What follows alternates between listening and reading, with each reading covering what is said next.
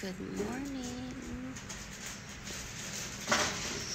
Yung mga nurse, nagugulat sila pag nakikita nila nakaganito.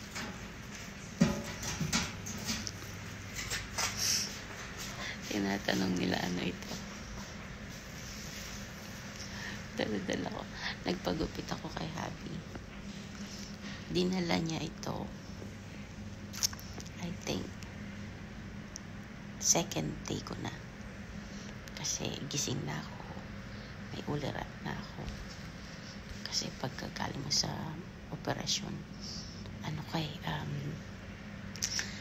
puno ka ng anesthetic, yung groggy ka pa, tulog ka pa, yung para ka pang nasa ulap. Pero yung actual day 1 mo na, yun, gising ka na pero antok ka pa. Pero nakakapagsalita ka na, nakakausap ka na. So pinadala ko to sa kanya. Nagpagupit ako sa kulambo. This is day 5 by the way. Last night, di ako ganong nakatulog. Kasi from day 1 to day 4, ano yung tulog ko? Ayos. Parang yung katawan ko na sa tulog. Kakahiga. So ginawa ko, nanood ako ng I'm Celebrity, Get Me Out of Here. And congratulations kay Sam. Siya nanalo. Buong mundo, alam na nila ako na lang ata. Hindi.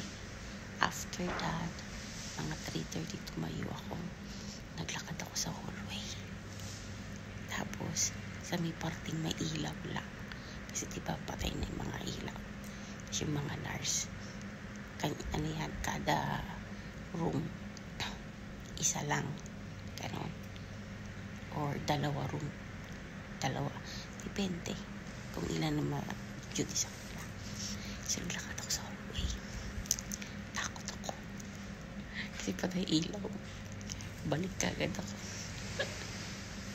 Balik kagad ako sa bed ko.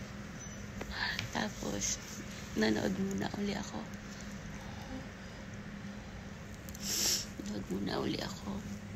And then, dumating yung pangalawang nurse ko. Chinek yung dede ko. Chinek everything. Okay naman. Sabi, matulog daw ako. Sabi ko, I'm trying. Nakatulog naman ako siguro overall. Mga 3 hours lang. Sa tulong ng aking magic ko lang po. Thanks to Allah po.